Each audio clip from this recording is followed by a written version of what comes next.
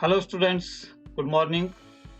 This is Ramesh Sharma and welcome you again in this YouTube channel Digital Classroom. बच्चे last videos में हमने learn किया था sources of business finance के अंतर्गत retained profits, trade credit and factoring. Today in this video we shall try to learn lease financing and public deposits. So let us start.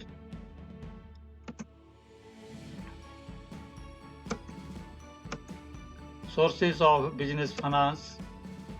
Lease financing. Lease financing is one of the important source of medium and long-term financing. The owner of an asset gives another person the right to use that assets against periodical payments. The owner of the asset is known as lessor and the user is called lessee. So lease वित्तीय एक अनुबंध होता है जिसमें एक पक्ष अर्थात संपत्ति का स्वामी दूसरे पक्ष को आवधिक भुगतान के बदले में संपत्ति के प्रयोग का अधिकार देता है.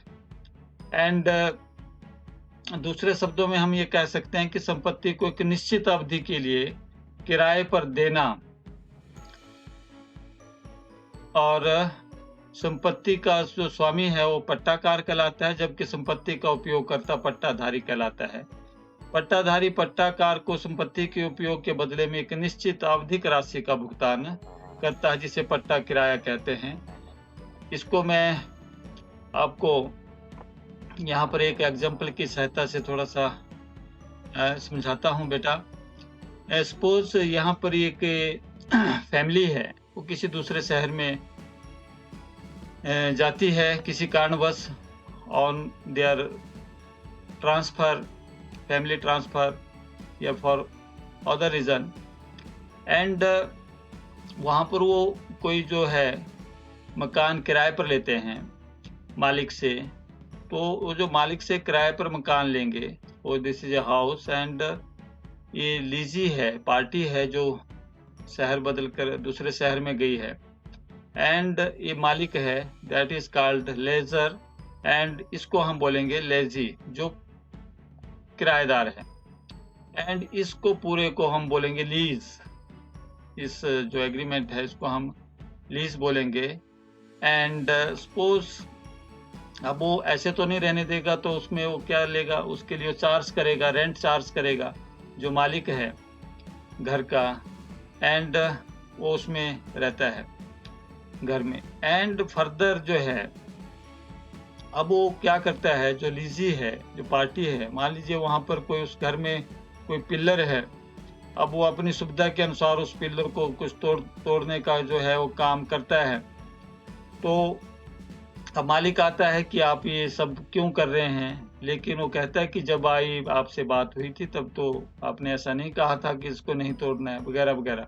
ऐसे कई डिस्प्यूट्स बाद में हो सकते हैं. तो इसके लिए हम क्या करते हैं कि लीज कॉन्ट्रैक्ट करते हैं कि आप इस घर में रहेंगे, कब तक रहेंगे, 1 साल का एक एग्रीमेंट बना लेते हैं और घर में किसी भी प्रकार का कोई अल्ट्रेशन आप नहीं करेंगे. इस प्रकार का एक लीज कॉन्ट्रैक्ट जो है वो साइन हो जाता है. तो इस तरह से इसको लीजी बोलते हैं. And the owner of the property जो है एसेट का जो मालिक है that is called ledger and the total इसको हम बोलते हैं lease. Okay, that is called lease financing. I hope you understand. And इसके जो मेरिट्स हैं, इसके कारण पट्टाधारक को कम निवेश पर संपत्ति प्राप्त हो जाती है. एंड सरल एकीकरण के माध्यम से संपत्तियों का जो वित्तीयन है वो आसान हो जाता है. पट्टाधारक जो होता है वो भुगतान किया गया लीज किराया कर योग्य लाभ की गणना करने के लिए घटाया जाता है. एंड इसकी कुछ सीमा है. लीज व्यवस्था लीज संपत्ति के उपयोग पर कई प्रकार के जो है रोक लगाती हैं. जैसे पट्टाधारक को संपत्ति में किसी प्रकार के परिवर्तन अथवा उसमें संशोधन की अनुमति नहीं देना. ये मैंने आपको बताया अभी कि वो यदि मान लीजिए वो पिलर को जो है अपनी सुविधा के अनुसार तोड़ने लग जाए तो इस प्रकार की सुविधा उसमें नहीं रहती है. उसको जिस प्रकार की भी एसेट है उसको एज इट इज उसका यूज करना है एंड इन रिटर्न उसको उसके बदले में जो रेंट है जो भी एग्रीमेंट में है वो देना है. नेक्स्ट है पट्टे का नवीनीकरण न होने पर सामान्य व्यवसाय संचालन प्रभावित हो सकता है। और उपकरण यदि अनुपयोगी हैं एवं पट्टाधारी लीज अनुबंध को उसकी निर्धारित अवधि से पूर्व ही समाप्त करना चाहता है तो इसके लिए उसको ऊंची राशि का भुगतान करना पड़ सकता है। So in English, it enables the lessee to acquire the assets with a lower investment and simple documentation makes it easier to finance assets. इसमें कोई ज़्यादा documentation की ज़रूरत नहीं होती है लीज में। Lease rental paid by the lessee are deductible for computing taxable profits. It provides finance without diluting the ownership or control of a business. And some limitations, a lease arrangement may impose certain restrictions on the use of assets, जैसे मैंने बताया. The normal business operations may be affected in case the lease is not renewed. It may result in a higher payout obligation in case the equipment is not found useful and the lessee opts for premature termination of the lease agreement.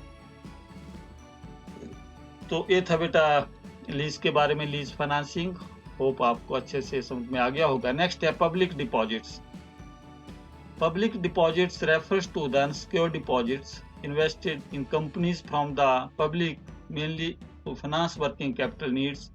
A company wishing to invite public deposits, an advertisement in the newspaper. Any member of the public can fill up the prescribed form and deposit the money with the company. The company in return issue a deposit receipts. This receipts is the acknowledgement of debt by the company. The terms and conditions of the deposits are printed on the back of the receipts. The rate of interest on public deposits depends on the period of deposit and the reputation of the company. Okay, ये भी एक public deposits जो है business of source finance का एक माध्यम है, एक साधन है। इसके द्वारा जो एक कंपनी होती है, मालिक होते हैं, वो पब्लिक को इनवाइट करती है कि वो डिपॉजिट्स करें और उस डिपॉजिट्स के जो दूसरे बैंकिंग इंस्टीट्यूशंस होती हैं उससे अधिक उनको इंटरेस्ट मिलता है। एंड जो कंपनी है उसको भी जो वो डिपॉजिट्स हैं, वो जो एसेट्स है, पैसा है, मनी है, वो अन्य bank and other financial institution से सस्ती मिल जाती है। एंड इन रिटर्न जो है पब्लिक को एक एक्नॉलेजमेंट दी जाती है जिसके आधार पर इन फ्यूचर यदि कंपनी उनको पैसा देने से मना करती है तो वो कोर्ट में जा सकते हैं। यानी कि संगठन सीधे जनता से धन जमा करते हैं तो इसे सार्वजनिक जमा कहते हैं। सार्वजनिक जमा पर साधारणतः बैंक जमा पर दिए जाने वाले ब्याज से ऊंची दर से ब्याज दिया जाता है, जैसा मैंने आपको बताया। जो भी व्यक्ति किसी संगठन में राशि जमा करना चाहता है तो उसके लिए एक फॉर्म भरना है। संगठन इसके बदले में ऋण के प्रमाण स्वरूप जमा राशि प्राप्त की रसीद देता है। सार्वजनिक जमा व्यवसाय की मध्यम और लघु अवधि दोनों वित्तीय आवश्यकताओं के लिए उपयोगी है और सार्वजनिक जमाकर्ता जो है एवं संगठन दोनों के लिए उपयुक्त रहता है। जबकि जमाकर्ता को बैंक से अधिक दर से ब्याज मिलता है तो कंपनियों के लिए जमा की लागत बैंकों से ऋण लेने की लागत से भी कम आती है। दोनों को इसमें फायदा रहता है। यानी कि जो जनता है, जिन्होंने पैसा लगाया है, उनको अच्छा इंटरेस्ट मिलता है एंड जो कंपनी है उसको अन्य फाइनेंशियल इंस्टीट्यूशन से सस्ता जो है ऋण मिल जाता है। और इसकी जो अवधि है वो मिनिमम जो है साधारणतः 3 वर्ष जो है वो रहती है। एंड सार्वजनिक जमा की स्वीकृति का नियमन भारतीय रिजर्व बैंक द्वारा होता है। See here in this example it's a public deposit. Suppose this is a company and it requires money. वो जनता के पास जाती है कि भैया आप पैसा इसमें दीजिए, जनरल पब्लिक के पास। तो वो लोग जो हैं जिनको उसके ऊपर विश्वास है, कंपनी के ऊपर, ये कंपनी जो है टिकेगी एंड इन रिटर्न हमारे को अच्छा जो है इंटरेस्ट जो है हमारे डिपॉजिट्स पर मिलेगा। एंड वो इसमें इन्वेस्ट करते हैं मनी एंड इन रिटर्न जो है उनको उस पैसे के बदले में वो ब्याज देते हैं और कंपनी को अन्य फाइनेंशियल इंस्टीट्यूशन से यहाँ पर जो है जो पैसा है उनके फर्दर प्रमोशंस ऑफ बिजनेस के लिए उनको पैसा मिल जाता है। I hope you understand. जमा प्राप्ति की जो प्रक्रिया है सरल है एवं किसी प्रकार का प्रतिबंधन इसमें नहीं होता है, जैसे दूसरे अनुबंधों में होते हैं। और सार्वजनिक जमा पर किया गया जो व्यय है वो बैंक एवं वित्तीय संस्थाओं से ऋणों की लागत से कम होता है। सार्वजनिक जमा आमतौर पर कंपनी की परिसंपत्तियों पर प्रभार नहीं है और ऋण जुटाने के लिए जमानत के तौर पर उपयोग में भी इसको लाया जा सकता है।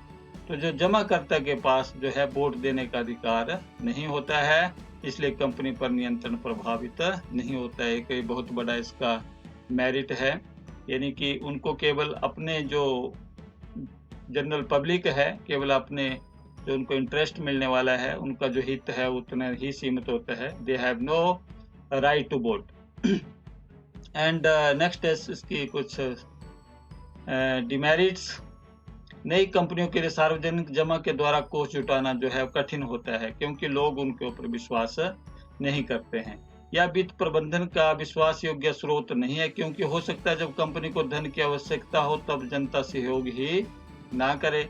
एंड सार्वजनिक जमा को जुटाना कठिन होता है, विशेषतः तब जब जमा की राशि बड़ी मात्रा में हो। The procedure of obtaining deposits is simple and does not contain restrictive conditions, as are generally there in a loan agreement. And public deposits do not usually create any charge on the assets of the company. The assets can be used as security for raising loans from other sources.